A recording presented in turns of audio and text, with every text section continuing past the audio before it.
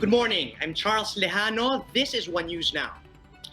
Family of slain trans woman Jennifer Laude felt betrayed by the president's decision to pardon U.S. Marine Joseph Scott Pemberton. Speaking to One News's The Chiefs, the Laude's counsel Virginia Suarez said they thought that Duterte was their ally, that he was supposedly mad at the Americans. Suarez added that the pardon made them remember all the pain they felt after the death of their loved one at the hands of Pemberton. On the other hand, Rowena Flores, Pemberton's lawyer, defended herself against allegations of unethical behavior after she had talked to the Laudes back in 2017. Flores claimed she was only protecting the victim's mother from her lawyers, who were supposedly representing the family without their consent. That's why Flores insists she is not the villain in this story. Still on Pemberton, IBP President Domingo Cayosa clarifies that the 4.6 million pesos paid by Pemberton to the Laudes isn't blood money. Recall that Pemberton paid the Laudes in August after the Supreme Court allowed him to withdraw his appeal. Speaking to 1PH's Sa Totoo Lang, Cayosa explained that it was the court that ordered the U.S. Marine to pay the said amount to the Laudes. Hindi ho naman natin pwedeng ihambing dyan dun sa mga tradition na blood money because this was a formal decision of the court. So it was really a penalty that takes care of the civil liability. Yung imprisonment, yan naman ho yung criminal liability that he's responsible for as kasalanan naman niya sa Republika ng Pilipinas. We'll be back with more stories after the break. Keep it here on One News.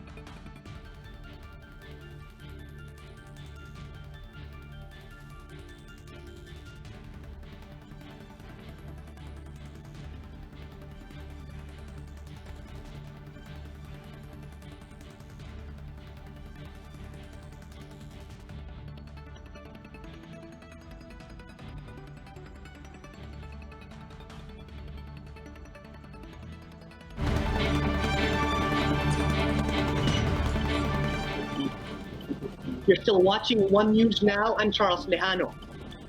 The health department says brace for a spike in the number of reported COVID-19 cases in the coming days. To give us the latest updates from the Department of Health, we have Greg Gregorio. He's reporting live from Mandaluyong. Good morning, Greg. Health officials are expecting a higher tally of cases in the next few days. Why is this so? Isn't this contradictory to the government's earlier statement that we're already flattening the curve? Yes, Charles, according to Health Undersecretary Maria Sara Vergere, more higher number of cases may be reported in the coming days. This is due to the late reporting of laboratories. Yesterday, the DOH has released a list of 34 laboratories who failed to submitted their data since September 1. According to Vergere, this is because of the mandated inclusion of home address and contact number of positive cases from laboratories. Vergere said some laboratories weren't able to do that, but she highlighted that this has been mandated to help the contact tracing measures of the local government units. Charles? Right, Greg, we were talking about this yesterday, the entire day yesterday, that the Duterte is thinking of just getting the cheapest option among all of the medicines available on the market. Do we have any updates on this? Yes, Trust, according to Health Undersecretary Lorenzana, while the cheap price of a certain vaccine is a factor, she, however, highlighted that they are also closely looking into the safety and efficacy of a certain vaccine.